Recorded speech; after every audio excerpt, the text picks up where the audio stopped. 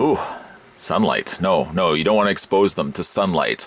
Here's a look at the Mondo. This is the Mondoids Gremlins Melting Stripe.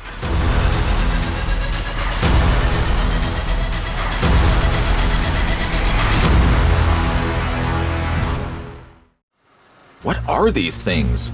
They've come from the planet Mondoida to make friends and eat snacks. Too bad their true form is too gross to look at. That's why they've taken the form of humankind's favorite pop culture icons. They just don't always get it right. They're Mondoids.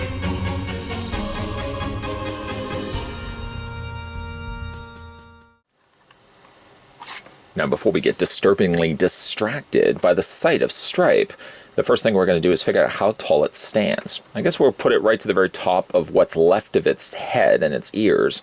We'll stop it right there.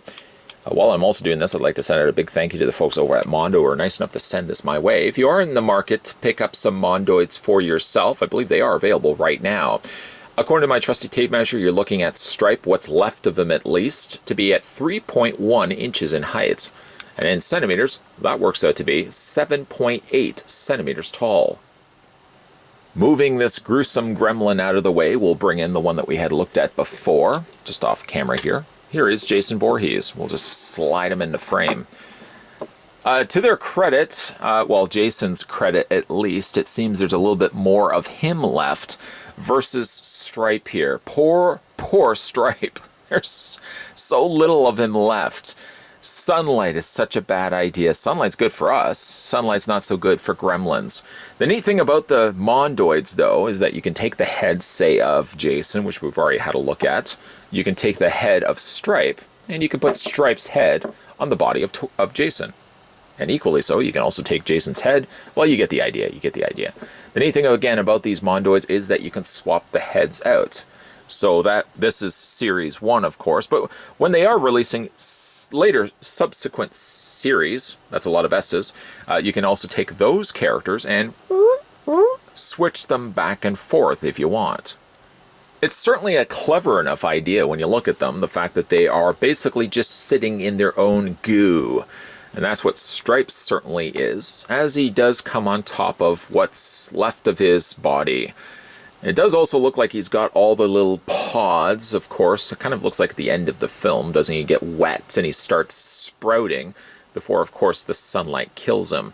This is kind of like that's kind of recreating here, just in a smaller, grotesque, vinyl little version of again, Stripe. What's neat thing about him, too, is if you look at the bottom of him, right there, you can see that there's even starting of the eggs that are starting to form from the back of his head. I really like the way that they've done this.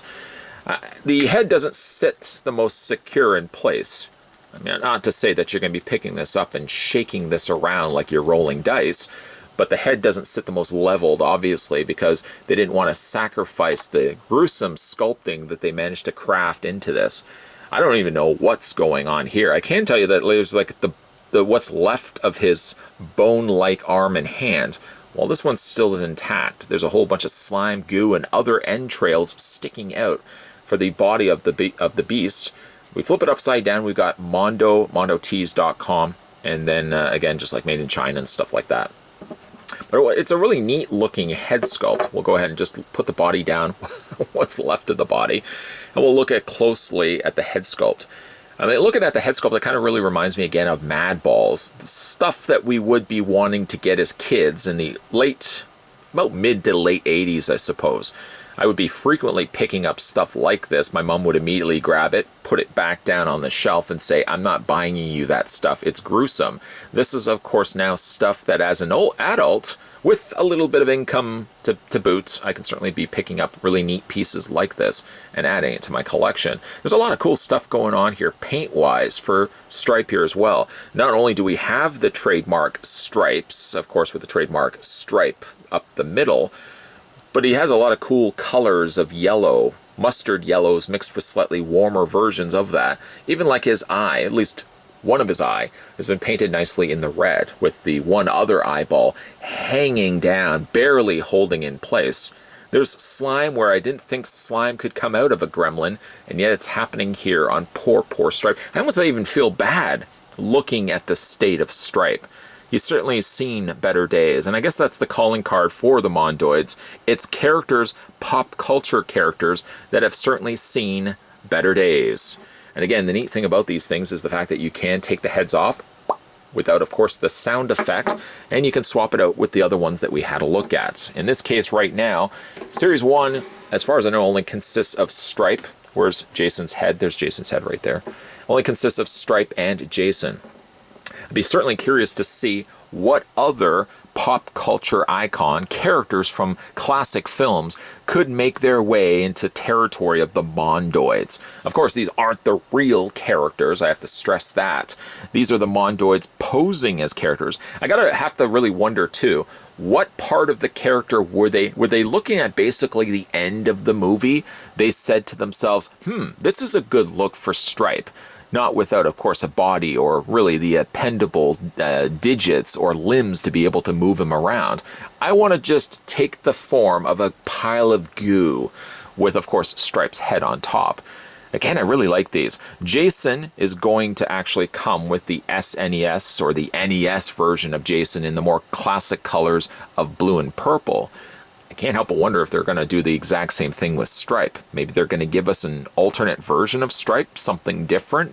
I can't imagine he's going to be looking any bit prettier. He's still going to look gruesome. But I'm really digging the design and the look of these Mondoids, the Series 1 Mondoids from the folks over at Mondo. I suppose we could probably also count our blessings that the Mondoid didn't decide to take the form of Gizmo. I'd hate to see how Gizmo would look like this. Gizmo deserves better. Stripe doesn't deserve better. Stripe deserves looking like this. Obviously, this isn't really Stripe. If Stripe was a real character, it's a character of a Mondoid taking the form of it, coming from the planet Mondoida. That's an interesting planet to say the least. As it stands right now, I think the Wave 1 only consists of Jason Voorhees with, of course, also Stripe that we had a look at in this review. I can certainly hope, knock on wood, that Mondo sees potential in this by giving us subsequent series after the fact, Series 2 and Series 3. I'm curious as to what characters they could possibly pull for a Mondoids Series 2 or Series 3. What characters would you like to see make the rounds for the new Mondoids? Let me know down below in the comments section. Just trying to think about it right now. My brain's at work. I'd say maybe a Freddy Krueger. I mean, you could get a nice decayed look at Freddy Krueger. We've already got, of course, Jason Voorhees. Why not get his slasher counterpart, his foe in film, Freddy Krueger? I think that would be a fun touch to see as well. I guess it all stems also from what licensing they have at their disposal. I mean, they did have licensing for Jason. Let's hope they also have licensing to do a Freddy Krueger. I think that would be pretty cool. Let me know, though, down below in the comments section. Imagine Freddy Krueger kind of in a giant moldy, I'm just thinking about it right now, giant moldy pizza with like those little meatballs. I think that would be pretty fun. Anyways, though, guys, I'm wandering off in my mind. Sometimes, though, you have to send out a search party to retrieve me. Either way, though, if you are fans of the Mondoids, you should be able to now find them through various online sites, as of certainly, of course, right now, with the state of emergency, we can't be going to stores unless they're deemed essential services. Comic book stores and specialty stores where I would imagine you'd find the likes of Mondoids. No dice. They're closed right now. Sorry, didn't mean to disappoint you. If you guys are new to this channel, make sure you hit that subscribe button down below, turn the bell notification on, and keep your peepers peeled, because there's certainly going to be a lot of videos coming your way. Trailing off again, I want to just quickly thank the folks over at Mondo who were nice enough to send both Jason Voorhees and Melting Stripe my way. Growing up and loving Madballs the way that I have, I absolutely love these Mondoids, and I certainly would love to see more of them. But certainly keep your peepers peeled, members of the mob. There's going to be a whole lot of stuff coming your way. If you like stuff, well, I've got stuff coming your way. As always, guys, thanks for watching, and I'll see you guys next time.